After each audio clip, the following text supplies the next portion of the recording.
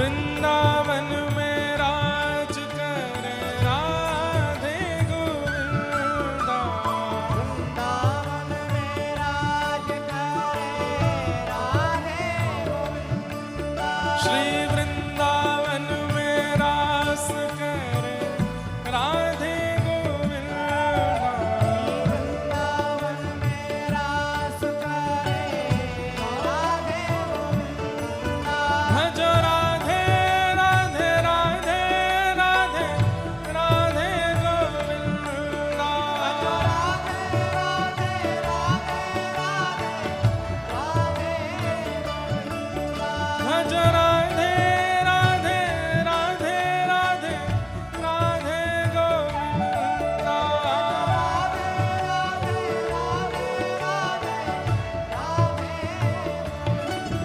श्री वृंदावन में राज करे राधे गोविंदा।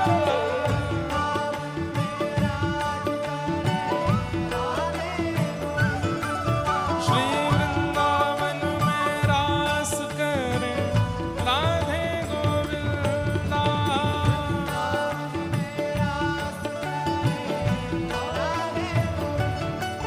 भज राधे राधे राधे राधे राधे गोविंदा।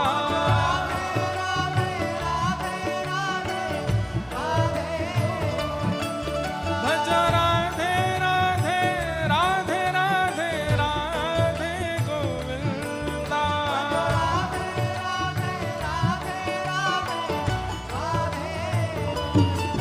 श्री वृंदावन चंद्र भजो राधे गोविंदा।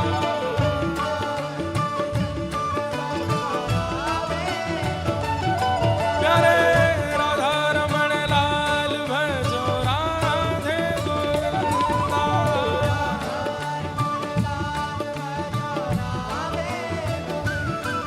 हे पुरी जगन्नाथ भजो राधे गोविंदा।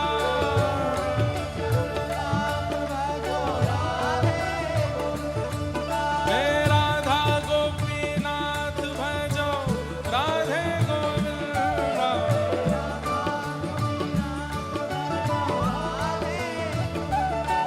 हे साक्षी गोपाल भजो राधे गोविंदा।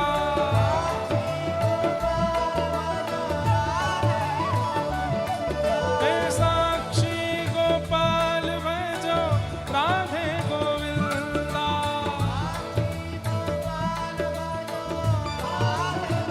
हे भजो राधे राधे राधे राधे राधे गोविंदा। करताल बजा के गाओ। भजो राधे राधे राधे राधे राधे गोविंदा।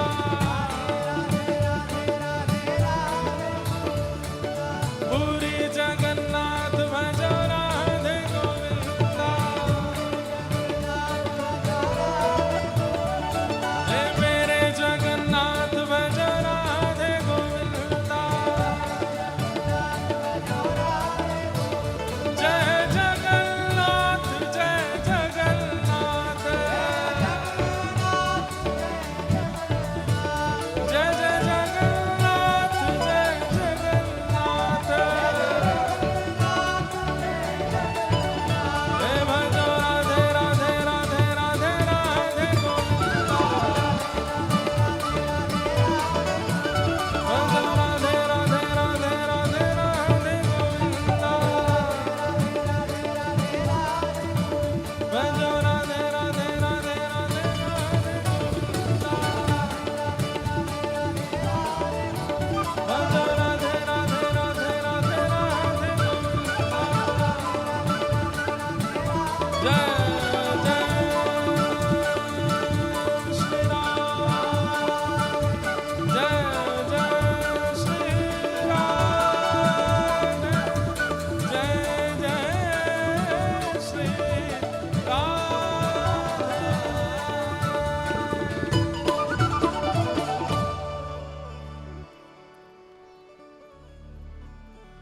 धीर समीरे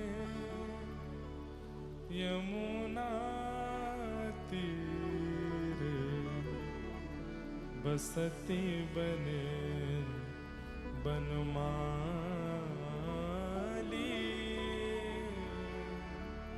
धीर समीरे यमुना तीरे बसती बने बनमाली।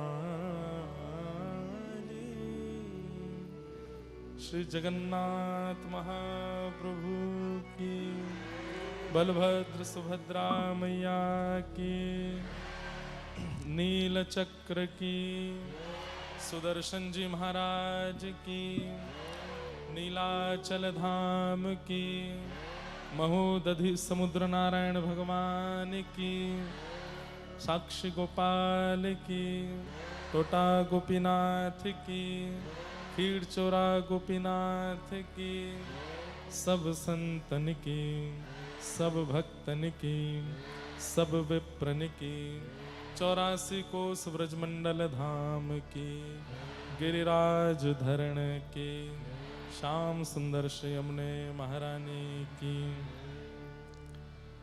जगत जननी श्री गौ माता की, भारत माता की, अपने अपने माता पिता की, सद्गुरुदेव भगवान की, लाला के बाबा की, बाबा के लाला की, लाला बाबा दोनों की, मैया के लाला की, लाला की मैया की, मैया लाला दोनों की, लाला के भैया की, लाला की बहना की, भैया बहन और लाला तीनों की।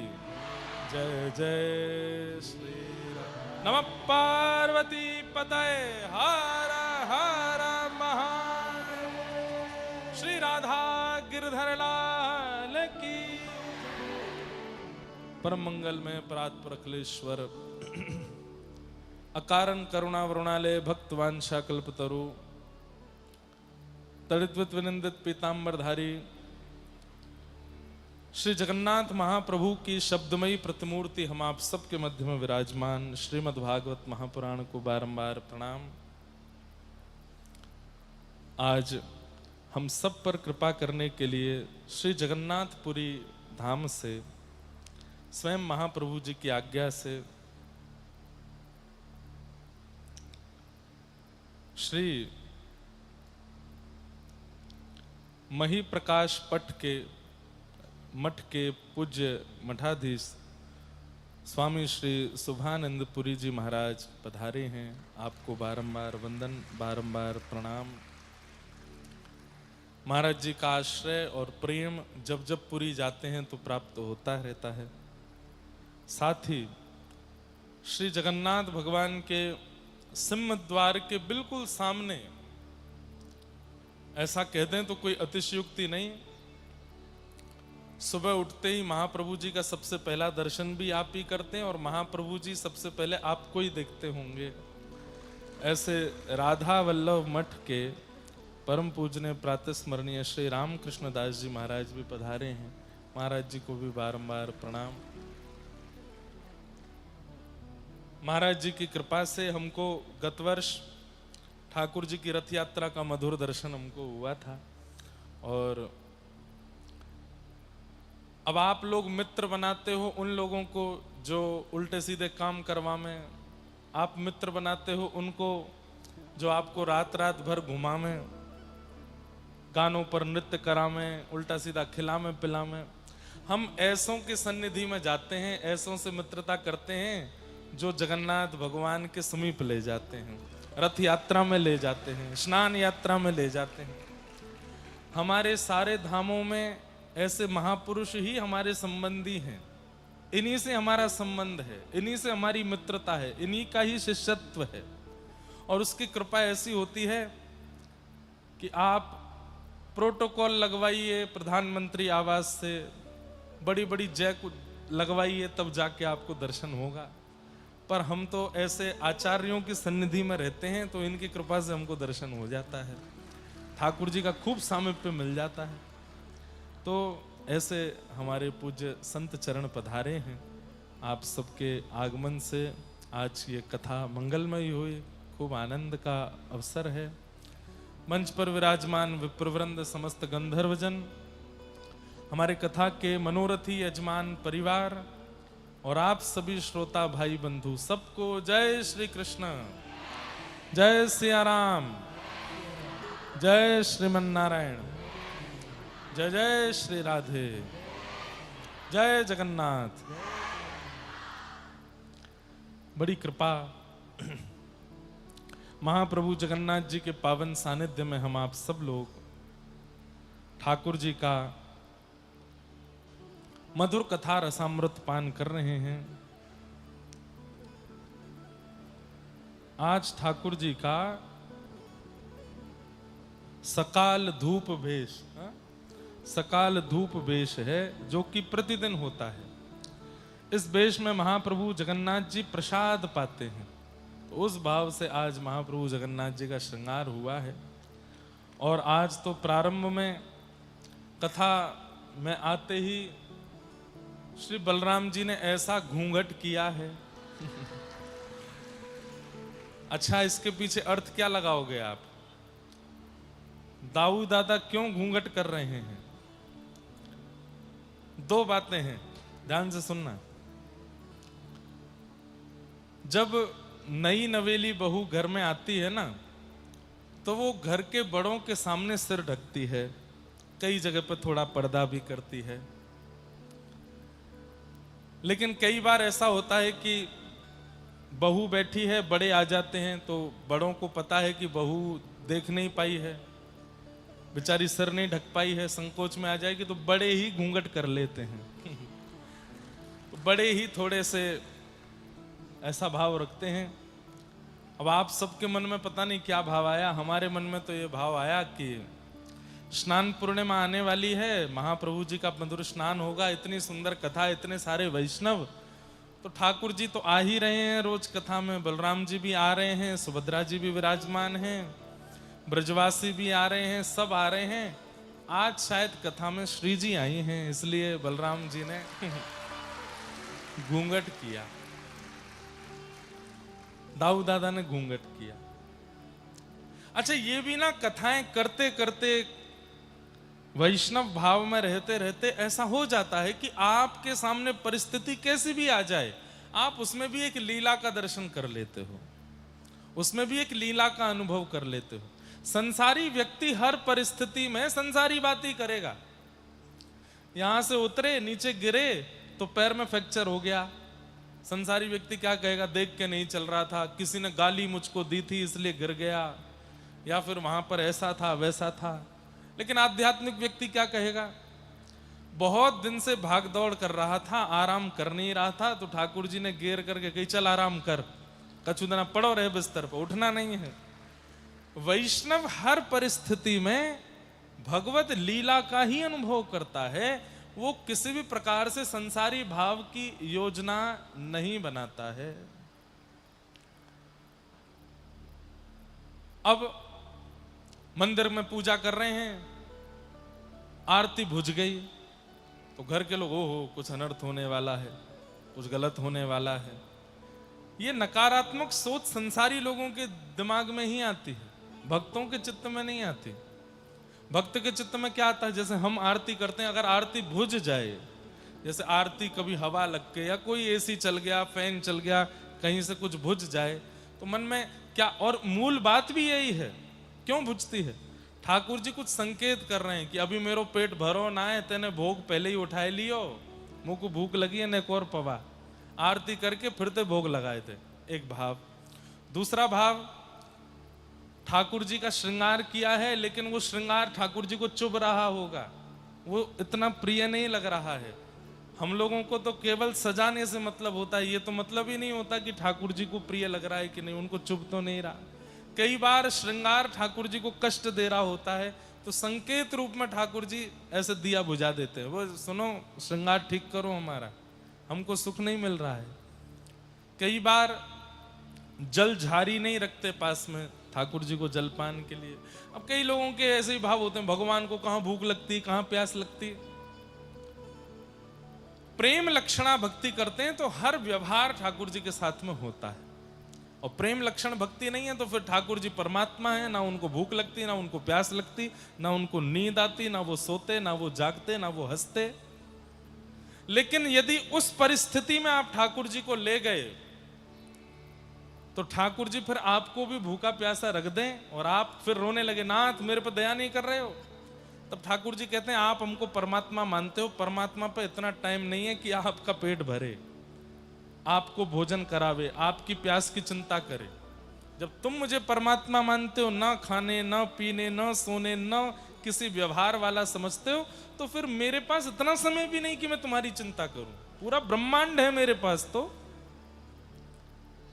इसलिए ये प्रेम लक्षण की भक्ति है कि हम ठाकुर जी को पवावें, हम ठाकुर जी को सुलावें, हम ठाकुर जी को खिलावें। आवश्यकता नहीं है उनको, लेकिन ये हमारा प्रेम है, हम करावें। तो सकारात्मक बुद्धि के साथ होना चाहिए। ऐसा पहली बार 10 वर्ष की हमारे कथा भाव में हुआ कि नंदोत्सव की कथा आने से पहले नंदोत्सव हो गया, और वो कल हुआ। यहाँ पर कल कथा प्रथम स्कंद द्वितीय स्कंद पर ही चल रही थी, लेकिन ऐसा पता नहीं कहां से एक ऊर्जा जैसी आई, और गाते गाते गाते गाते कब कब में नंद घरानंद भयो है गयो, कब कब में लोगन पे दही गिर गई, कब कब में लोग सफेद ते पीरे है गए, कब कब में ये सब बधाइयां बढ़ गई, कुछ पता ही नहीं चला। और वास्तव में उत्सव इसी को कहते हैं, ध्यान से सुनिएगा। उत्सव का अर्थ क्या है? जहां प्लानिंग करके प्री प्लान्ड के साथ में सारी व्यवस्थाएं की जाएं, वो उत्सव नहीं होता। वो तो एक प्रयोजित था ना, योजना उसकी बनी हुई थी। लेकिन योजना से पूर्व बिना योजना के अगर कुछ उत्साह हो जाए, सब नाचने लगे, गाने लगे और आनंद हो जाए, वास्तव में उसी को उत्सव कहते हैं।